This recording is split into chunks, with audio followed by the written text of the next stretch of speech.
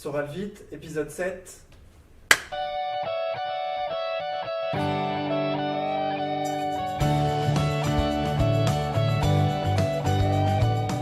C'est parti.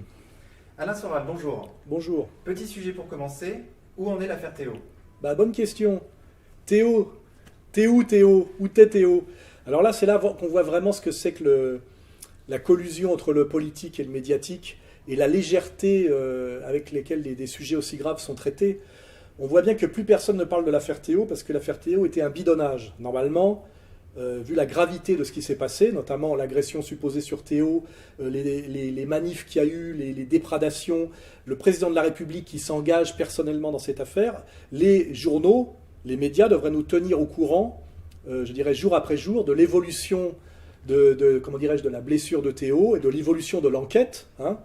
Et là, on voit que c'est le blackout total, et que ça prouve bien que tout ça était un montage et une manipulation qui, je le rappelle, a dû coûter des millions d'euros de déprédation dans les banlieues, la mise en danger de l'honneur, de la carrière et même de la santé, de la sécurité physique d'un policier qui avait relativement fait son travail, et aussi de la légèreté, voire de l'inconscience avec laquelle un président s'est engagé du côté d'un délinquant sans même attendre les résultats de l'enquête, et aussi de la façon dont les médias et l'avocat de ce jeune délinquant ont triché, menti, instrumentalisé, exagéré.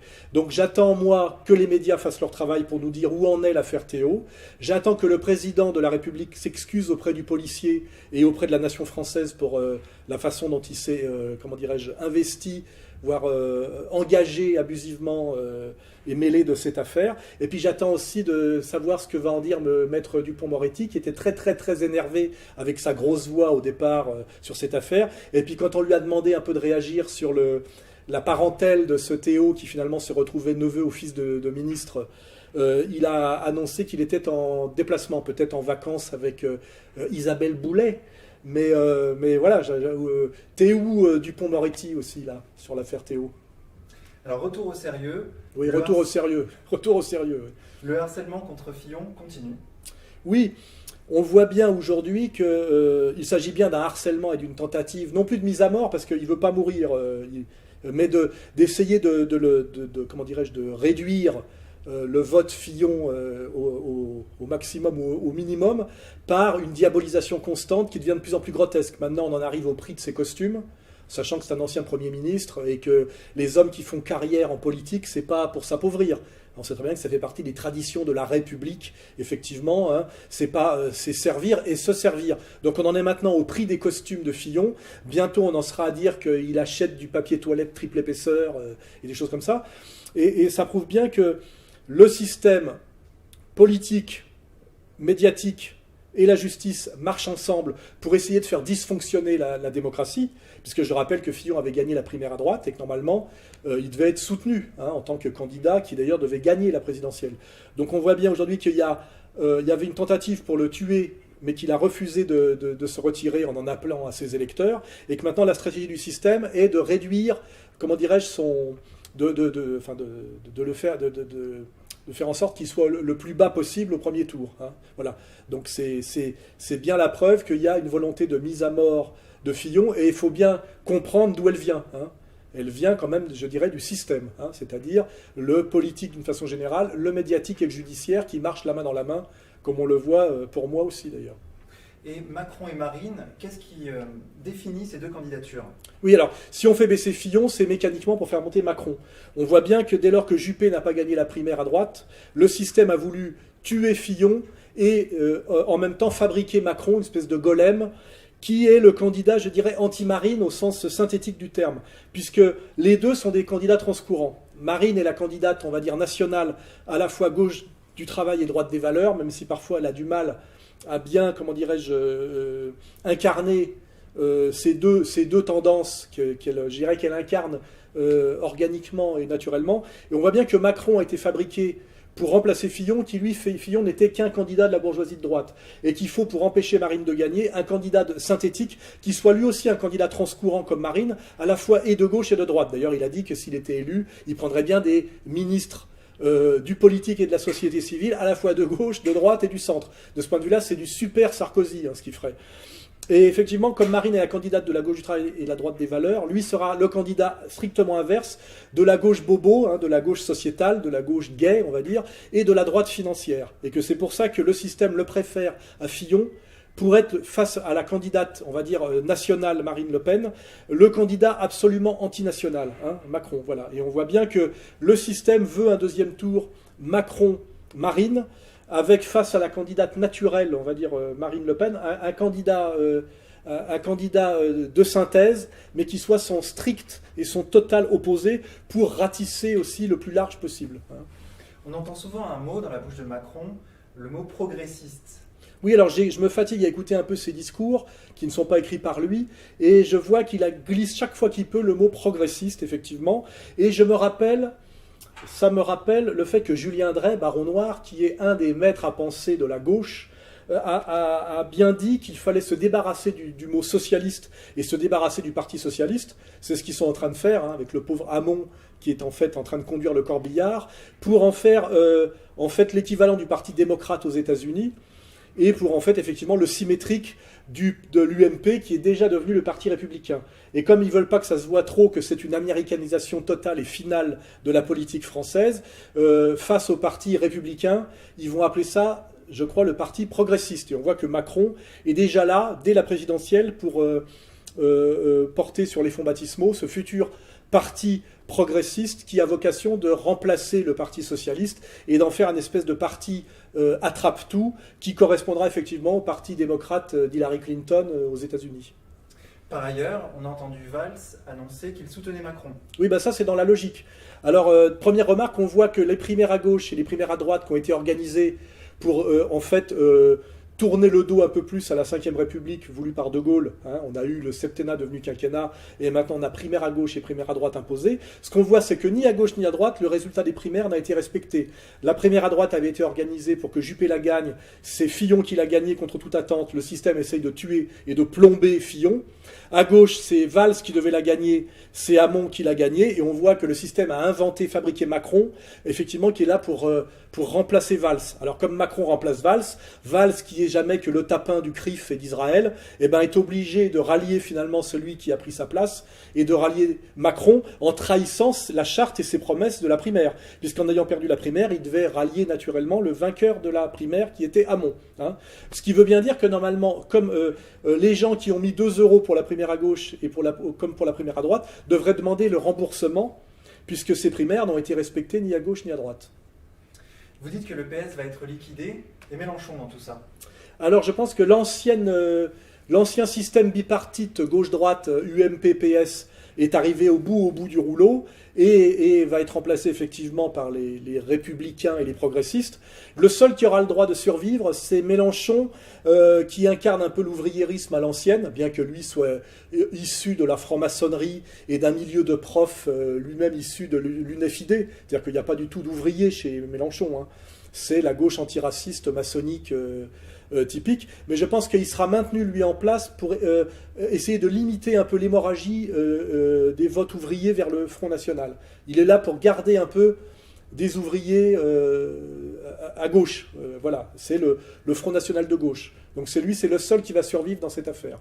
D'ailleurs, en parlant du Front National, on observe dernièrement une grande offensive médiatique contre ce parti.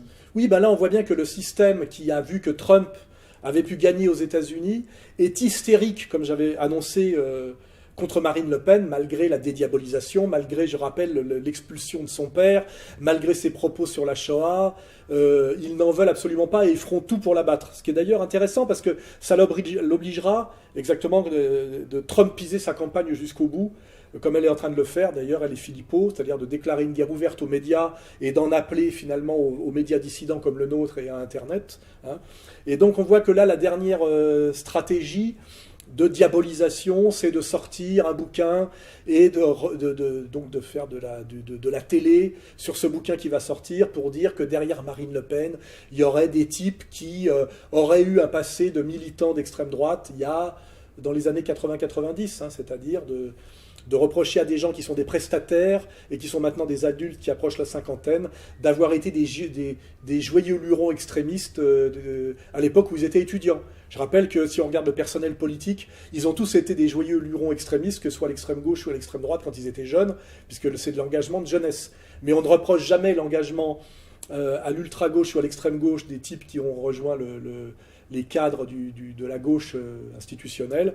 Mais par contre, on reproche ceux qui ont été à l'extrême droite, sauf s'ils ont rallié le système et notamment la droite sioniste. Je rappelle que ce qu'on reproche notamment à Frédéric Chatillon a le même passé que Devedjian, que Longuet, qui d'autre encore Madelin qui vient, lui, de rallier Macron. Et là, personne ne dit c'est un scandale que Macron soit rallié par un ancien type d'extrême droite qui était qualifié comme roi de la barre de fer dans les manifs du temps d'Occident, je crois. Hein, voilà. Donc tout ça, effectivement, montre que le système est prêt à tout pour empêcher le jeu démocratique de fonctionner librement, et qu'il s'appuie d'ailleurs sur ça, sur les journalistes à la botte et la justice à la botte. Hein. C'est tout ce qu'on peut vérifier. C'est qu'il faut vraiment que le système ait très peur de l'élection de Marine Le Pen pour descendre aussi bas dans ces attaques de campagne. Hein. Puisque tout ça, effectivement, fait qu'on ne parle pas du programme. Je rappelle que le programme de Marine Le Pen est un programme d'abord économique. Hein, et que c'est ça qui est intéressant, c'est d'étudier les 144 propositions du programme Marine Le Pen. C'est même pas de savoir si elle est pro-musulmane, anti-musulmane, pro-sioniste ou anti-sioniste, c'est de savoir quel est le programme politico-économique d'une candidate qui se présente à la présidence et que dans un régime d'économie de marché et dans une société bourgeoise, un programme politique est d'abord un programme économique. Hein, pas un programme religieux, ou un programme sur le passé de ces prestataires de services. D'ailleurs, on observe des lignes de fracture au sein du Front National. On a Collard, notamment, qui souhaiterait, paraît-il, virer Philippot du Front National. Alors ça, je pense qu'en l'état actuel des choses, ça fait partie des entreprises de déstabilisation du Front avant les élections, dans l'espoir de faire baisser un peu Marine, qui est très haut, non seulement dans les sondages, mais je pense va arriver en tête et très largement en tête au premier tour. Alors je pense que c'est faux pour l'instant, mais il est évident que Collard, qui est un type qui n'est même pas membre du Front National, je le rappelle, et qui, en tant qu'avocat marseillais, ce qui veut pratiquement synonyme d'avocat marron, a bouffé dans sa carrière à tous les râteliers. Hein. Il a été aussi bien lambertiste que l'avocat d'un révisionniste comme Notin. Il a vraiment tout fait, lui. Hein. Et je pense que lui, il est là pour faire péter le front si jamais Marine Le Pen gagne les élections et devient présidente. Je pense que le système qui n'acceptera jamais sa défaite et qui n'acceptera jamais qu'elle gouverne la France, feront tout pour faire péter son mouvement, et Collard est là pour ça. Et bien évidemment, la ligne de fracture, c'est Philippot qui incarne plutôt la gauche du travail et le Front National d'Hénin-Beaumont et du Nord, un Front National social. Ça pètera par rapport notamment à la ligne Marion Maréchal, qui elle incarne plutôt la ligne identitaire, droite des valeurs, du sud de la France et de l'électorat rentier, petit bourgeois et anti-immigré, ex-OAS, ex-Afrique, on va dire ex-pied noir, effectivement, de la Côte d'Azur là, et du sud de la France. Donc Collard, à mon avis, est là pour faire péter le Front National, bien évidemment. Et le système, si Marine gagne, s'arrangera pour faire péter le Front National, je vous dis, en opposant violemment et en obligeant Marine à arbitrer entre Philippot et Marion Maréchal. Et Collard sera du côté de Marion Maréchal. C'est un bourgeois de droite, c'est un grand bourgeois. J'ai étudié son CV, c'est un châtelain, grand bourgeois, dont le fait notoire est que dans sa carrière, il a été de gauche, de droite, il a bouffé absolument à tous les râteliers, c'est assez énorme. Il a été pote avec des gens totalement inconciliables, il est multicarte, mais par contre sa constante c'est d'être franc-maçon, et à mon avis, de ne pas être, je dirais, un patriote social authentique. Voilà. Je pense qu'il est en mission. Question récurrente de la part des internautes, est-ce que vous pensez que si Marine était élue, elle oserait vraiment s'en prendre au CRIF ? Alors évidemment, c'est une question importante, notamment pour moi, quand je vois les persécutions que je subis du pouvoir français, parce que le vrai pouvoir français officiel, c'est le CRIF et au-dessus la maison mère Israël. Hein. Et je dis que c'est pas comme ça qu'il faut poser la question. C'est qu'on voit que Marine Le Pen, dès qu'elle a pris les rênes du pouvoir, a essayé par tous les moyens de se faire pardonner d'être la fille de son père et de bien montrer qu'elle était là pour un programme social et économique et qu'elle n'avait aucun lien avec l'antisémitisme, qu'elle n'était absolument pas antisioniste. Elle déclarait que les camps de concentration étaient la plus grande abomination qui ait jamais existé dans l'histoire. Donc elle a tout fait pour ne pas avoir de problème avec la communauté juive toute puissante. Et malgré ça, il n'arrête pas de vouloir la flinguer par tous les moyens. Donc je pense que la question, c'est pas de savoir si elle va s'en prendre au CRIF, c'est-à-dire au pouvoir occulte mais réel de la France, c'est que le CRIF va s'en prendre à elle exactement comme le pouvoir occulte américain, ce qu'on appelle l'État profond, s'en prend à Trump en permanence, bien qu'il ait gagné les élections par la voie démocratique. Donc je pense que Marine Le Pen, à un moment donné, sera obligée de remettre le CRIF à sa place, de répondre au CRIF et de se défendre par rapport au CRIF. Et c'est en ça que son élection va être intéressante. Parce que sinon, elle sera obligée de renoncer à gouverner. Hein. Et je pense qu'elle n'a pas fait tout ce qu'elle a fait, parce que c'est un énorme travail, une énorme souffrance, son parcours politique, pour renoncer à gouverner si elle est élue. Et donc c'est comme ça qu'il faut le comprendre, c'est que je crois qu'avec l'élection de Marine Le Pen, pour la première fois, nous aurons un candidat qui n'a pas été au dîner du CRIF et qui osera tenir tête un peu au pouvoir occulte qui règne de manière illégitime, brutale et totale sur la France, qui est ce pouvoir du CRIF. Concernant les sondages, ils placent en général Marine, Fillon et Macron dans un mouchoir de poche entre 20 et 25%. Quelle est votre analyse sur ce classement ?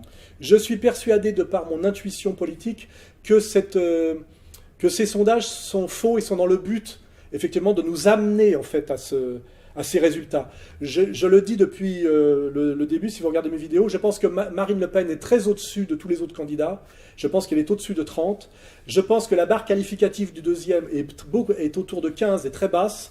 Et je pense que, contrairement à ce qu'on nous dit, Fillon est beaucoup plus haut, puisqu'il a survécu à sa mise à mort et que les Français finalement finissent par le trouver un peu héroïque et voient bien que c'est une tentative de mise à mort. Et je pense que Fillon et quand même se maintient autour de 20 aujourd'hui. Et je pense que Macron, qui est une fabrication totale, qui a été, comment dirais-je, fabriqué en laboratoire et dans l'urgence pour pallier à l'échec de Valls à gauche et de Juppé à droite, est en réalité beaucoup plus bas. Mais je pense par contre que tout le temps pré-premier tour est là pour faire monter Macron artificiellement, mais que je pense que le système n'y arrivera pas.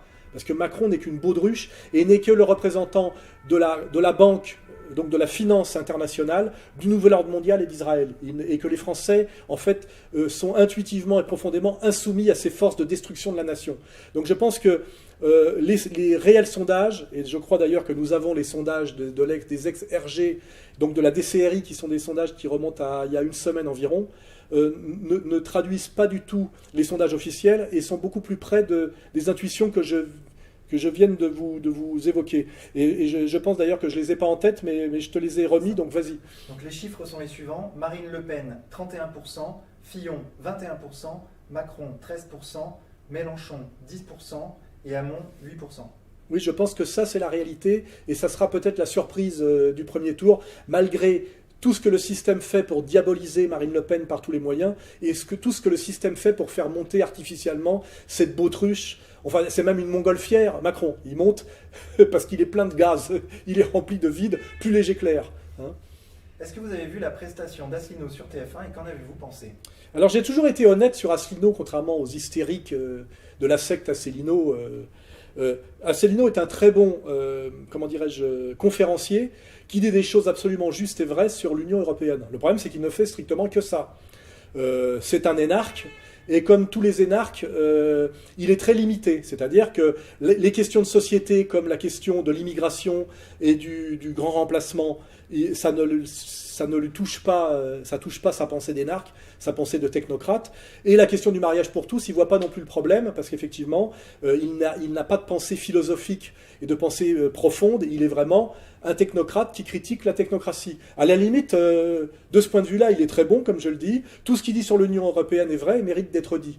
Mais ça fait de lui un candidat quand même qui est poussé par le système aujourd'hui, dans l'espoir, comme je le dis, de faire baisser un peu le pourcentage de Marine Le Pen au premier tour. À la limite, c'est de bonne guerre. Je veux dire, Asselineau, il fait son petit bonhomme de chemin. Je le dis et je le répète, c'est un très bon conférencier sur la question stricte de l'Union européenne et de l'illégitimité de l'Union européenne comme cheval de Troie américain pour détruire les nations. Mais comme je le dis aussi, il n'a aucun avenir politique. Alors c'est pas parce qu'il a eu ses 500 signatures qu'on a dû lui donner pour qu'il vienne effectivement piquer quelques voix à Marine Le Pen, que ça lui donne un avenir politique. Vous verrez le pourcentage qu'il fera à la présidentielle. Hein. Il fera, s'il fait 1, c'est déjà miraculeux. Hein. Et quelqu'un qui fait 1, on a aussi Cheminade, est un type qui n'a aucun avenir politique. Cheminade, effectivement, rebondit de présidentielle en présidentielle et n'existe pas politiquement. Donc Asselineau, je vais le répéter, très bon expert sur la question de l'Union européenne,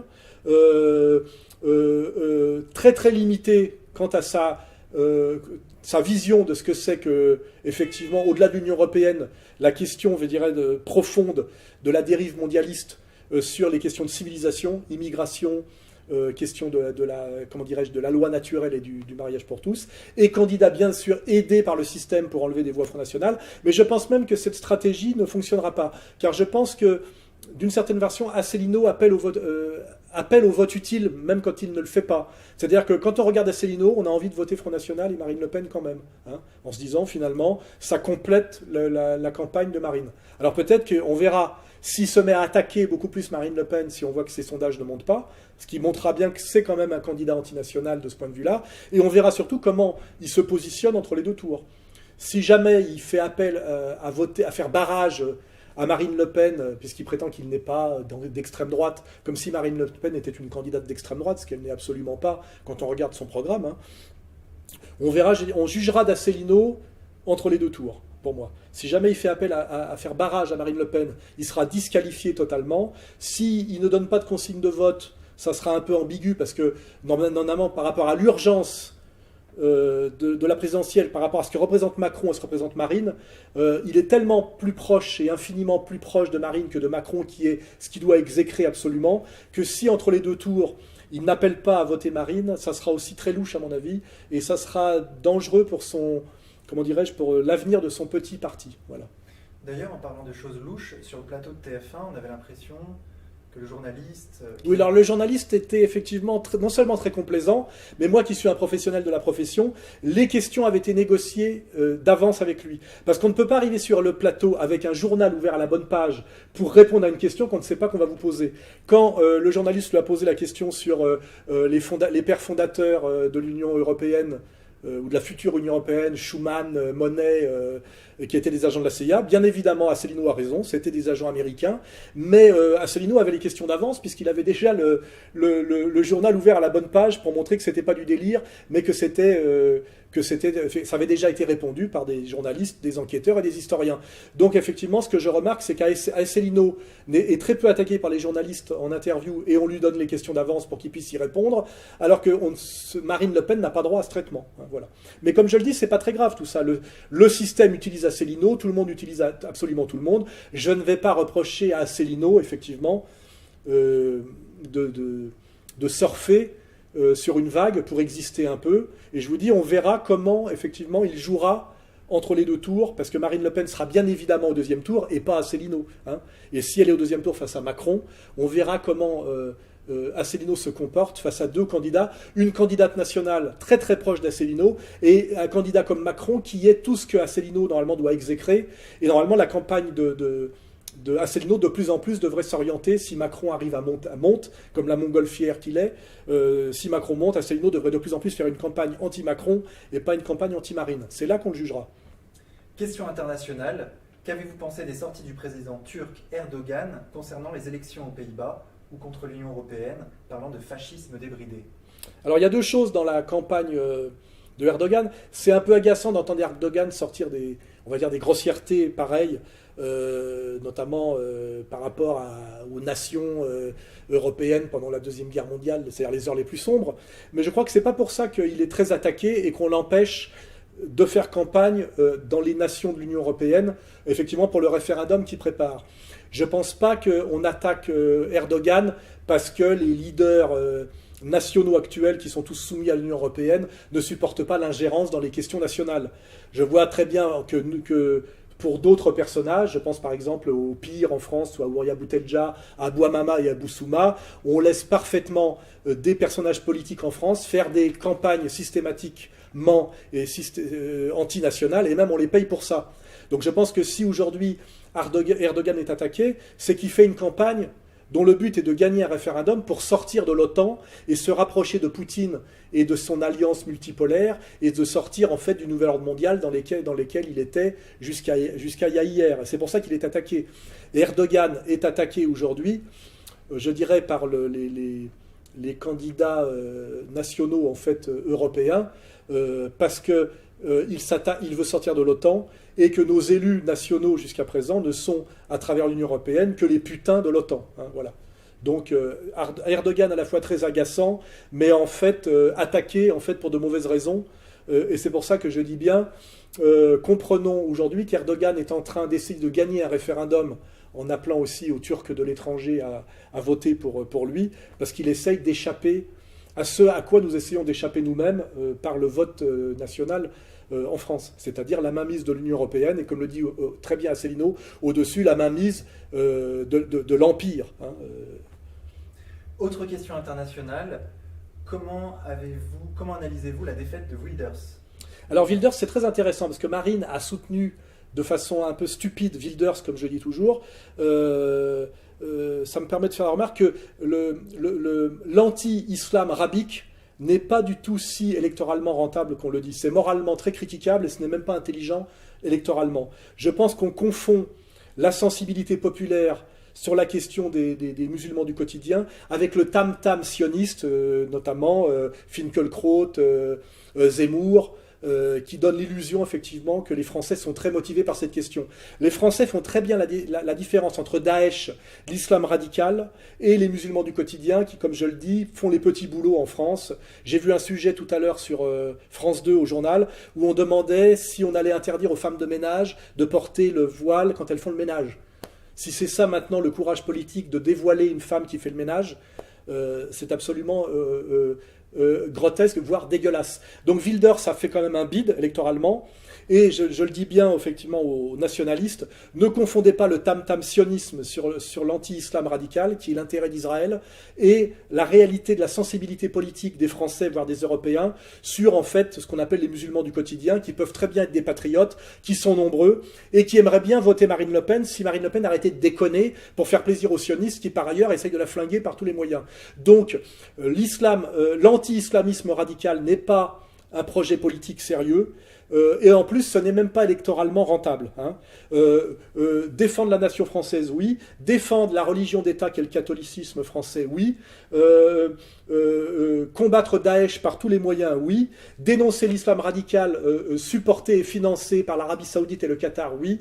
S'en prendre aux musulmans du quotidien qui sont des citoyens français et qui finalement comprennent assez bien que la France soit un pays qui a envie de reprendre un peu de son autonomie et de son autorité, et qui admettent très bien que le catholicisme soit la religion d'État et la religion majoritaire qui respecte bien plus que la franc-maçonnerie et les sionistes, il faut le comprendre absolument. Marine Le Pen, par ses bêtises, empêche souvent les musulmans patriotes de voter pour elle à la présidentielle, et elle risque de s'en mordre les doigts, car je rappelle, les sionistes ne sont pas un électorat, hein. En France, ils sont très peu nombreux. Et surtout, les sionistes, en fait, en douce, empêcheront Marine Le Pen d'arriver au pouvoir par tous les moyens. Hein. Zemmour n'est pas du tout, comment dirais-je, un ami des patriotes authentiques et un ami du Front National, et n'aidera pas Marine Le Pen à se faire élire. Il ne l'a jamais fait. Hein. Voilà. Alors que moi, je vous garantis que les musulmans patriotes qui me parlent en permanence me disent « Pourquoi Marine Le Pen nous attaque-t-elle autant? Nous sommes vraiment prêts à voter pour elle. » Voilà. J'espère qu'elle va le comprendre entre les deux tours. Hein.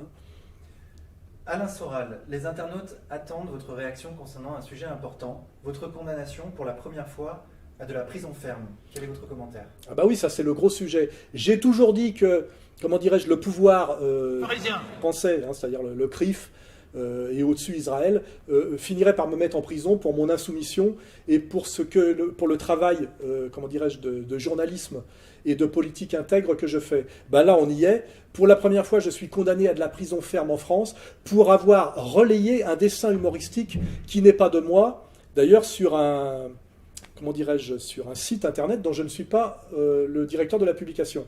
Alors là, on voit qu'il y a quelque chose de très à la fois kafkaïen et orwellien, c'est que je suis condamné pour avoir diffusé ce dessin, qui n'est pas de moi, mais je suis condamné aussi parce que je ne suis pas le directeur de la publication de ce site, ce qui m'est reproché. On dirait, normalement, vous devriez être le directeur de publication de ce site, donc comme vous ne l'êtes pas, on vous condamne aussi pour ça. Hein, je suis condamné pour ces deux choses-là. Je ne suis même pas sûr, il faudrait vérifier auprès de mes avocats, que le dessin en question ait été attaqué et qu'il soit lui-même condamné. C'est-à-dire qu'il est très possible aussi que je sois condamné pour avoir diffusé un dessin qui lui-même n'est pas condamné. C'est-à-dire qu'aujourd'hui, la justice aux ordres est tellement aux ordres du pouvoir français, c'est-à-dire du pouvoir judéo-sioniste français, qu'ils sont capables de me faire condamner pour avoir diffusé un dessin qui lui-même n'est même pas encore condamné. Parce qu'aujourd'hui, la justice française n'est plus la justice, c'est la putain du pouvoir sur la France, c'est-à-dire du pouvoir du CRIF et du pouvoir israélien. Hein. Mon avocat l'explique très bien, la justice, les juges rendent leur jugement en leur âme et conscience, c'est-à-dire de manière totalement arbitraire aujourd'hui, et ils inventent pour moi des jurisprudences, des lois, et des interprétations de lois totalement délirantes. Hein. Mais c'est bien que les Français se rendent compte aujourd'hui qu'Alain Soral va aller en prison, va être emprisonné en France pour avoir diffusé un dessin humoristique qui était la parodie d'un dessin de Charlie Hebdo. Hein, voilà. C'est-à-dire que je vais aller en prison aujourd'hui parce que je ne suis pas Charlie, pas assez Charlie. Voilà. D'ailleurs, c'est quoi un dessin négationniste ? Oui, alors ce dessin serait, paraît-il, négationniste. Je rappelle d'ailleurs que le négationnisme est un terme inventé par le pouvoir français, sioniste du CRIF, pour ne pas employer le mot révisionniste. Oui. Alors ce dessin peut être interprété comme un dessin, effectivement, révisionniste. Mais je rappelle que le révisionnisme, c'est le droit pour des historiens d'étudier en historien une période qui est la période 1933-1945, comme ils ont le droit d'étudier les autres périodes. Hein, voilà. Je ne vois pas en quoi le problème du révisionnisme est un problème. Le problème, c'est plutôt la loi Guessot qui interdit, effectivement, aux historiens de faire leur travail. Hein, voilà. Donc, tant que je pourrais, j'aiderais effectivement les révisionnistes à pouvoir faire leur travail, et je fais remarquer que si leurs travaux étaient si délirants et si absurdes que ça, je ne vois pas pourquoi on aurait été obligé de faire voter en douce une loi inique et anticonstitutionnelle qui s'appelle la loi Fabius-Guessot. Voilà.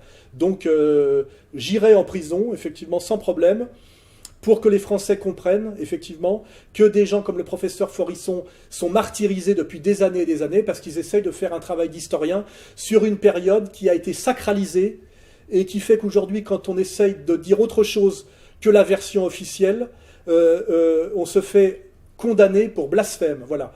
Je répète, la Shoah, qui est un terme qui a été inventé par la haute américaine en 80, est un terme religieux qui nous oblige, nous le peuple français, notoirement, à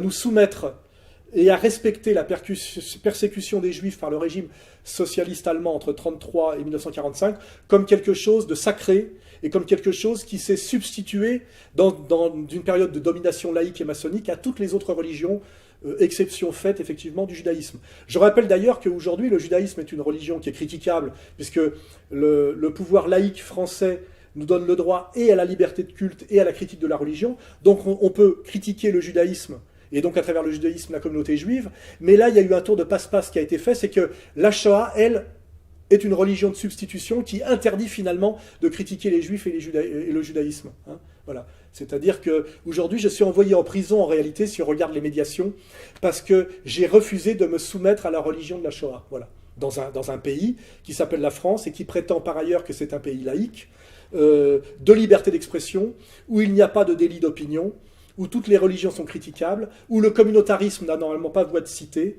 Voilà. Donc on est dans une inversion totale. Et on voit que la justice aujourd'hui est devenue le bras armé et la putain de ce pouvoir totalement inique, abusif et illégitime. Voilà. Et pour ça, j'irai en prison sans problème. Et je le dis d'ailleurs à la justice, ne croyez pas que j'accepterai des aménagements ou de payer d'une manière ou d'une autre. J'irai en prison, il n'y a aucun problème. On se croirait en Corée du Nord.